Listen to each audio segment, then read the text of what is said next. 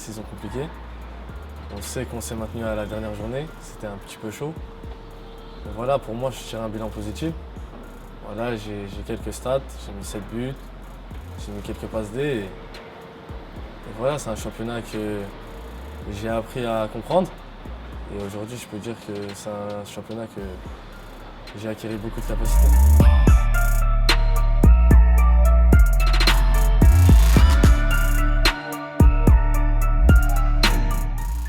Alors le poste où je me sens le mieux, c'est en numéro 10, juste derrière l'attaquant.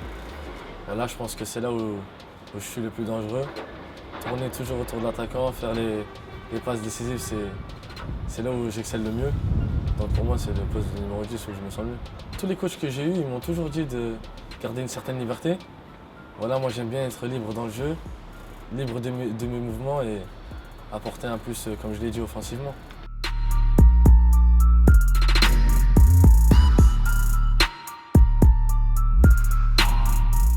Youssouf Hadi, c'est comme un grand frère. Voilà, il a été toujours là pour moi depuis que je suis arrivé en pro, même avant. Il me conseillait. Voilà, à chaque fois que j'avais un petit pépin, il était là pour moi et franchement, je le remercie. Youssouf Hadi, en termes de football, il m'a donné plutôt des conseils de jouer mon football. Voilà, tout simplement, c'est là où j'excelle le mieux. Donc pour lui, il savait qu'en jouant mon football, on pouvait marquer tous les deux et se faire des passes décisives, moi et lui. Donc on a joué notre football et voilà, on l'a vu sur le terrain.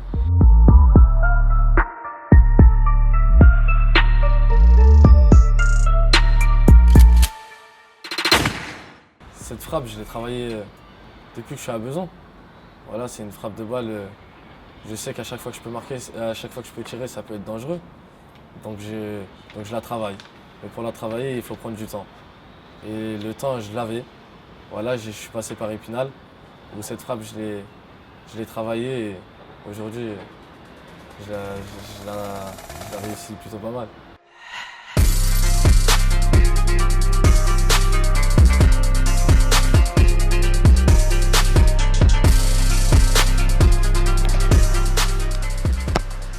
Déjà au début, ça me faisait mal aux pieds de tirer avec une frappe plutôt flottante, donc c'était un petit peu dur, je voulais arrêter.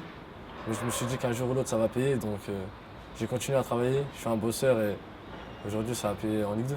Ouais, pour moi, ma frappe de balle, c'est un point fort.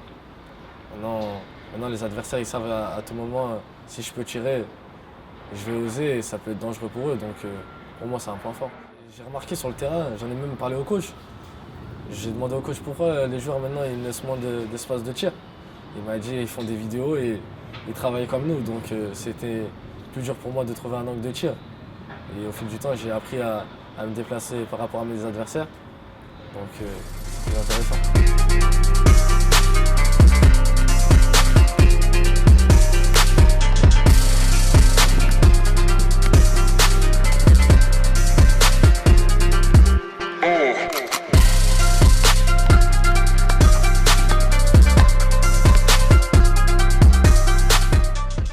Déjà, tout d'abord, je ne suis pas parti parce qu'il y avait l'école. Et mes parents, ils ont préféré que je travaille à l'école qu'au foot. Donc déjà, c'était un petit peu loin pour moi. Prendre le bus, tout ça, ça me faisait peur. Donc j'ai préféré rester à Besançon. Et dès que j'ai grandi un peu, j'ai pris en maturité, j'ai décidé de prendre mon sac de foot et aller jouer au Racing Club de Colombes. Voilà, c'est un club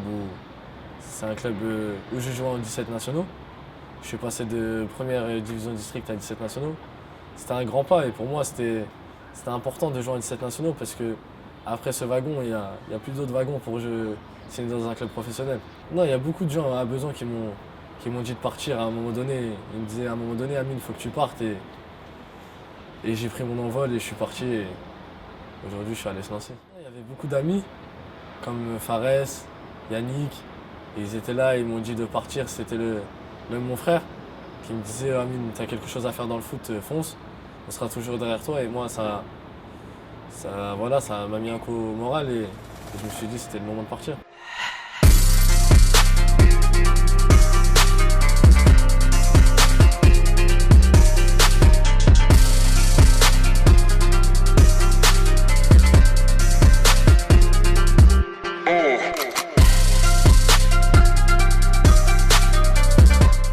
Ce qui m'a choqué, c'est plus les équipements des joueurs. Je voyais des Lorient, Brest.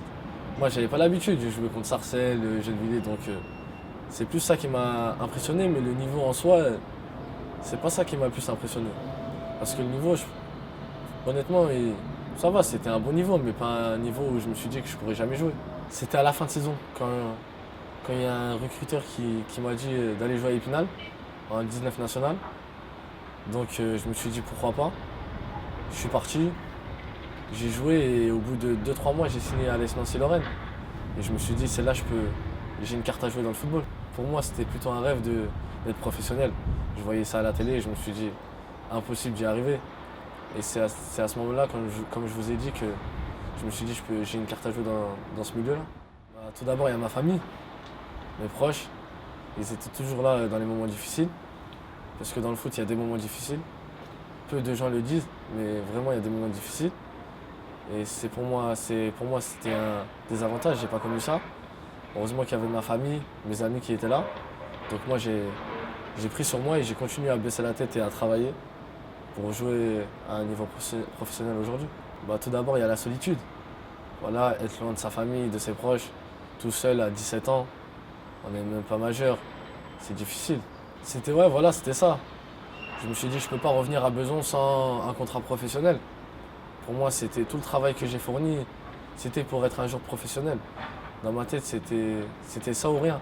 Je ne pouvais pas repartir sans rien et j'ai travaillé dur pour arriver à être professionnel. Donc pour moi, ça devait être une certitude. Oui, tout d'abord, il y avait les regards fixés sur moi.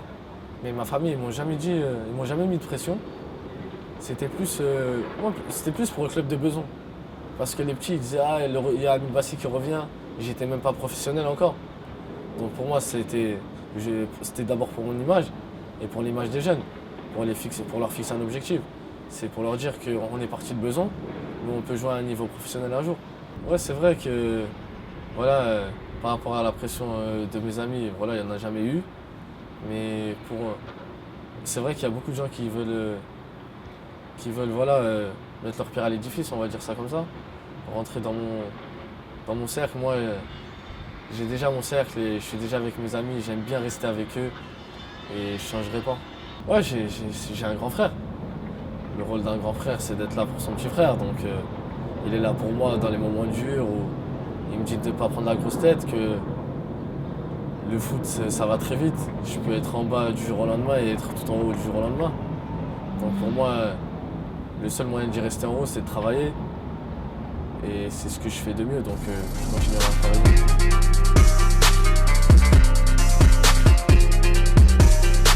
Je me suis dit, moi je vais jouer contre Fabinho. Après le coach il me dit oui, tu vas jouer. Voilà, après, et les souvenirs qui me restent en tête, c'était dans le tunnel. Voilà, avant de rentrer sur le terrain, je vois Falcao, Bernardo Silva, Mbappé, Girard, je vois des grands joueurs. Et je me dis en fait, ouais, c'est aujourd'hui en fait que ça se passe. Et le joueur qui m'a plus impressionné, c'était Bernardo Silva. Techniquement, c'est le joueur le plus à l'aise que j'ai vu avec un ballon. Il peut tout faire avec un ballon. Et il y a aussi Kylian Mbappé. Bon, il est rentré 15 minutes, mais en 15 minutes, ça a suffi pour nous montrer son talent.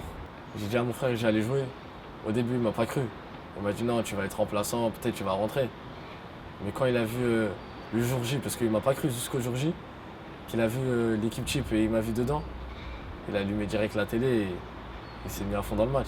Bah déjà, j'étais en chambre la veille, en mise au vert avec Issardia, voilà, un joueur d'expérience, et il m'a tout de suite mis à l'aise. Il m'a dit, Amine, tu as les capacités pour jouer à ce niveau-là. Amine, tu es là tu sais très bien que tu as ce niveau pour jouer. Il y avait Youssouf Hadji aussi qui me disait des choses pour me mettre en confiance. Donc pour moi, ça m'a beaucoup aidé, franchement. Et aujourd'hui, je le remercie. Je pense que j'ai le jeu pour jouer en Espagne et j'aime bien comment leur physionomie, de poser la balle au sol, de jouer au football et ça n'a pas de prix.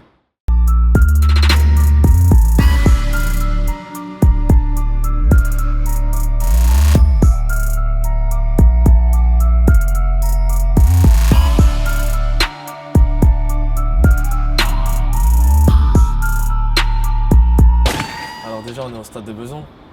Pour moi, c'est un stade mythique. Voilà, j'ai commencé mes premiers pas de football sur ce terrain.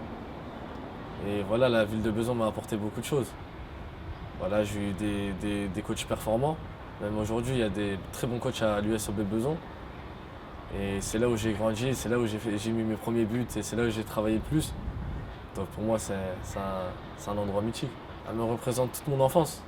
C'est là où j'ai grandi, c'est là où j'ai fait mes premières bêtises, c'est là où, voilà, où j'ai déconné. Donc cette ville, je la garderai toujours dans mon cœur.